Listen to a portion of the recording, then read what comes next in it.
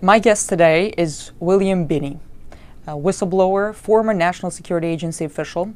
He was one of the first to reveal the agency's massive domestic spying program. Mr. Binney revealed that NSA sought and received access to telecommunications companies' domestic and international billing records, that it has intercepted somewhere between 15 to 20 trillion communications. Mr. Binney also claims that in order to cover its warrantless surveillance, the agency concealed it under the patriotic-sounding name Terrorist Surveillance Program. Mr. Binney, thank you so much for coming.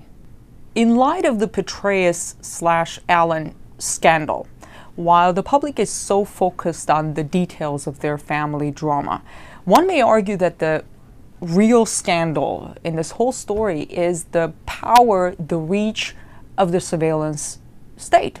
I mean, if we take General Allen, thousands of his personal emails have been sifted through private correspondence. I mean, it's not like any of those men was planning an attack on America.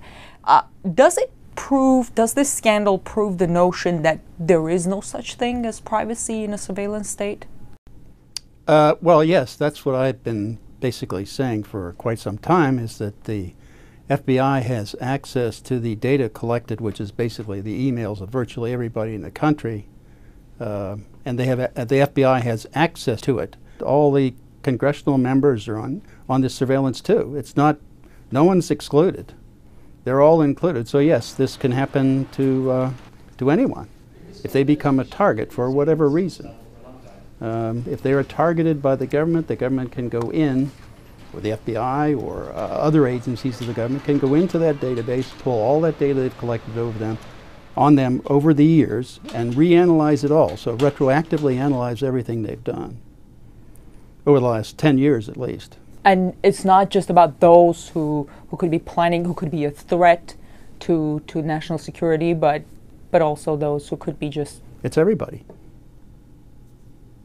The NARIS device simply takes in the entire line. So it takes all the data. In fact, they advertise. The way they advertise, they can process the lines at session rates, which means 10 gigabit lines. That's the NARIS, not the STA6400, but I forget the name of it. There's another device that they have that does that, but it does it at 10 gigabits. 10 gigabits. That's why they're building Bluffdale, because they have to have more storage because they can't figure out what's important. So they're just storing everything there. So all that email is going to be stored there for the future. But right now it's stored in different places around the country. But it is being collected and FBI has access to it. You mean it's being collected in bulk without even requesting the providers? And then what about Google, releasing this biannual transparency report and saying that the government's demands for personal data is at an all-time high, and for all of those requests in the US, Google says they complied with the government's demands 90% of the time. But they're still saying that they're making the requests. It's not like it's all being funneled into that storage. What do you say to that? Well, I would assume that that's just simply another source of the same data they're already collecting. Mark Klein, in his declarations in the court about the AT&T facility in San Francisco, documented the NSA room inside that AT&T facility where they had NARIS devices to collect data off the fiber optic lines inside the United States. So that's kind of a powerful device that would collect everything that was being sent. It could collect on the order of over 100 billion 1,000 character emails a day, one device. So that gives you an idea of the magnitude of the kind of collection that's going on. Well, you're saying they sift through, those are billions of emails. Yep. I wonder, how do they prioritize? I mean, is it like foreign nationals first? How do they prioritize? How do they filter it? I don't think well, first of all, I don't think there's any filtering. They're just going to store it all, okay? So then it's just a matter of selecting it when you want it. So if they wanted to target you, they would take your attributes and go into that database and pull out all your data. That's what I was going to ask. Are they reading my Gmail? I don't know. I should say there is no Afghanistan general in my mailbox. I know. Sure. Do you think now that I said that, they will stop looking into my mailbox? I don't think that will make any difference, no. If they had you on the target list, you're on the list. So. Were you on the target list? I'm sure. I believe I've been on it for quite a few years, yeah. So I keep telling them everything I think of them in my email, so that when they read it, they'll understand what I think of them. Do you think we should all like leave messages for the Absolutely, NSA sure. in our mailbox? Sure. Mr. Binney, you blew the whistle on the agency when George W. Bush was president. With President Obama in office, in your opinion, has anything changed at the agency? In the surveillance program, in what direction is this administration taking program? The change is that it's getting worse. They're doing more. That's why he is supporting the building of the Buffdale facility, which is over $2 billion they're spending on storage alone of data. So that means that they're collecting a lot more now, and they need more storage for it. So that facility, by my calculations that I submitted in a sworn affidavit to the court for the Electronic Frontiers Foundation lawsuit against NSA, would hold on the order of 5,000 exabytes or 5 zettabytes of data. Just at current storage capacity that's being advertised on the web that you can buy currently. And that's not talking about what they have in the near future. Okay, so what are they going to do with all of that? I mean, okay, they're storing it. Why should anybody be concerned? Well, if you ever get on their enemies list like Petraeus did, or for whatever reason, then you can be drawn into that surveillance. Do you think they were the General Petraeus, who was idolized by the same administration, or General Allen? Well, there's certainly some questions that have to be asked, like why were they targeted to begin with? What law were they breaking, or what probable cause did they have to begin even to surveil them? In the case of General Petraeus, one would argue that, okay, there could have been security breaches, something like that. But with General Allen, I don't quite understand, because what they were looking into were his private emails to this woman, and well, that's the whole point. Yeah, the whole point is what probable cause from the beginning. And why did they? I'm not sure what the internal politics is. Yeah, well, that's part of the problem. This government doesn't want things in the public. It's not a government, a transparent government. So whatever they're doing, whatever reason they had to motive, and whatever the motivation was, I'm not privy to it, so I don't really know. But I certainly think that there was something going on in the background that made them target those fellows. I mean, otherwise, why would they be doing it? There is no crime there.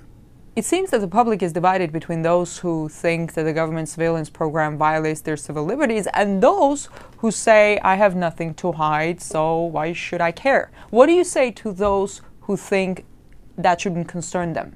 The problem is, if they think they're not doing anything that's wrong, they don't get to define that. The central government does. The central government defines what is right and wrong and whether or not they target you. So it's not up to the individual, even if they think they're doing something wrong. If their position on something is against what the administration has, then they could easily become a target. Tell me about the most outrageous thing that you came across during your work at the NSA. The violations of the Constitution and any number of laws that existed at the time. That was the part that I could not be associated with. That's why I left there. They were building social networks on who was communicating and with whom inside this country, so that your entire social network of everybody, of every U.S. citizen, was being compiled over time. So they were taking, from one company alone, roughly 320 million records a day. That's how, over time, that's probably accumulated up to close to 20 trillion over the years. The original program that we put together to handle this, to be able to identify terrorists anywhere in the world and alert anyone that they were under jeopardy, would have been able to do that by encrypting everybody's communications except those who were targets. So that in essence you would protect their identities and the information about them until you could develop probable cause, and then once you showed probable cause, then you could do a decrypt and target them. And we could do that and isolate those people all along. That wasn't a problem at all. There was no difficulty in that. But it sounds very difficult and very complicated. Easier to take everything in and... No, it's easier to use the graphing techniques, if you will, of the relationships for the world to filter out data so you don't have to handle all that data. And it doesn't burden you with a lot more information to look at than you really want to than you really need to solve the problem. So do you think that the agency doesn't have the filters now? No. You have received the Callaway Award for civic courage. I congratulate you with that. Thank you. On the website, in the press release, it says it is awarded to those who stand up for constitutional rights and American values at great risk to their personal and professional lives. Under the Code of Spy Ethics, I don't know if there is such a thing. I assume, well, not. Your former colleagues, they probably look upon you as a traitor. How do you look back at them? Oh, that's pretty easy. They're violating the foundation of this entire country, of what our entire foundation of why this entire government was formed. It's founded with the Constitution and the rights given to the people in the country under that Constitution. They're in violation of that. And under Executive Order 13526, Section 1.7, governing classification, you cannot classify information that just to cover up a crime, which this is. And that was signed by President Obama. Also, President Bush signed an earlier executive order, a very similar one. If any of this comes into the Supreme Court and they rule it unconstitutional, then the entire house of cards of the government falls. What are the chances of that? What are the odds? Well, the government's doing the best they can to try to keep it out of court. And of course, we're trying to do the best we can to get into court.